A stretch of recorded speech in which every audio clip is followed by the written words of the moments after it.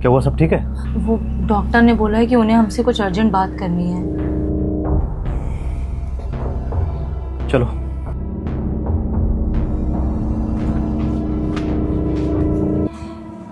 ये दवाइयाँ रेगुलर लेते रहना और अगले महीने फिर आ जाना आप।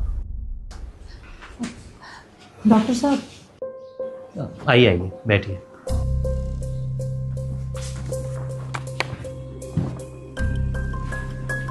कुछ क्रिटिकल है क्या डॉक्टर? कह सकते हैं। आप अकेले बैठे हैं? जी। आपका कोई भाई बहन?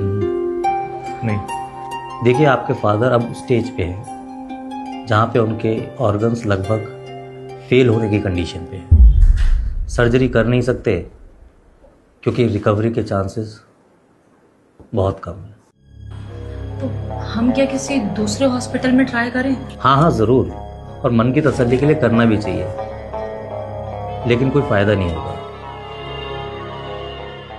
टाइम और पैसा दोनों वेस्ट होंगे। बाकी आपकी मर्ज़ी है। आप आइए मेरे साथ एक बार। चलिए।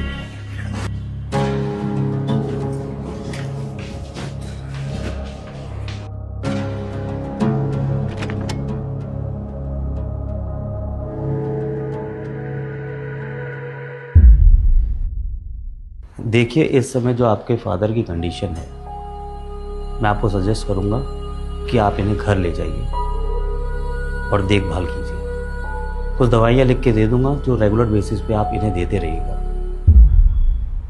बाकी भगवान पे भरोसा रखिए, सब अच्छा ही होगा। सर, प्रॉब्लम ये है कि हम दोनों वर्किंग हैं और घर पे कोई रहता नहीं है, तो आप समझ सकते हैं कि जब घर पे कोई होगा ही नहीं तो फिर केयर कैसे होगी। आप एक काम करिए ना, एक आप अटेंडेंट रख लीजिए घर पे। सर एक्चुअली प्रॉब्लम ये है कि जब ये घर पे रहते हैं और हम ऑफिस से आते हैं तो ये हमेशा आवाज़ें लगा के बुलाते रहते हैं, कभी खाने के लिए, कभी पीने के लिए, कभी कहेंगे कि हमारे साथ बैठ के टीवी देख लो। अब सर आप ही सोचो, हम लोग ऑफिस से थके हारे आते हैं तो हमारे भी कुछ पर्सनल टाइम होता है। सर, ऐसा नहीं हो सकता कि आप इन्हें यहीं पे रख लीजिए, तो इनकी केयर भी होती रहेगी और हम दोनों भी टेंशन फ्री रहेंगे। डॉक्टर साहब, अंकल जी के पेपर आ गए।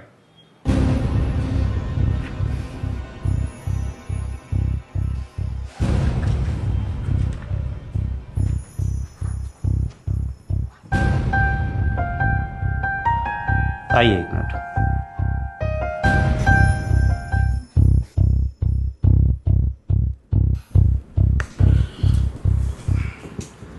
कैसे पेपर हैं डॉक्टर साहब? आपके फादर ने अपनी एक ना विल तैयार करवाई है। कल एडवोकेट बंसल आए थे आपके फादर से मिलने के लिए। आपके फादर का कहना है कि वो अपनी जितनी भी संपत्ति है ओल्ड एज होम को एज ए चैरिटी देना चाहते हैं। सर ये कैसे हो सकता है? मैं उनकी इकलौती औलाद हूँ, उनका जो कुछ भी है मेरा है सब। और वो किसके होंगे? उनकी कमाई हुई चीज़ों को तो आप रखने को तैयार हैं, लेकिन उनकी बीमारी, उनका अकेलापन, उनकी उदासी, वो कौन रखेगा? क्या बचपन से लेके आज तक कभी आप बीमार नहीं हुए? क्या आपके पिता ने आपको किसी हॉस्पिटल के भरोसे छोड़ दिया था? आपने बड़े प्यार से बोल दिया कि हम ऑफिस से आते हैं और थक जाते हैं। क्या आपके पिता ने कभी शिकायत की जीवन भर कि वो कितना थके होंगे? जब आप दो जने ही घर में हो तो क्या वो बात करने के लिए किसी तीसरे के पास जाएंगे?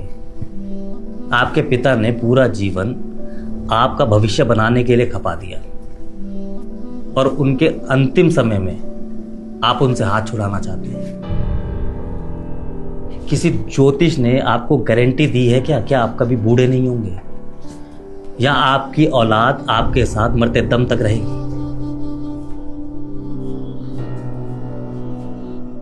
अरे अंकल जी, आप कैसे आ गए? अंकल जी को जैसे ही पता लगा इनके बेटे और बहू आए हैं तो अंकल जी मिलने के लिए आ गए। पापा आप बैठिए, मैं आपकी छुट्टी के पेपर बनवा के आ रहा हूँ। छुट्टी हो रही है क्या? जी पापा जी, हम आपको घर ले जाने आए हैं, आप बस थोड़ा सा इंतजार करिए।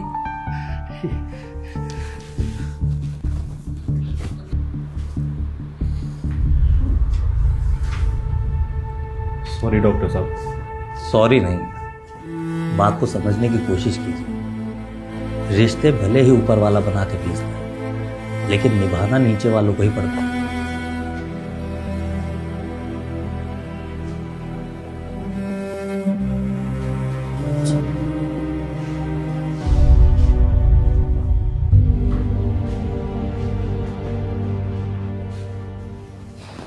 राहुल, जी डॉक्टर साहब।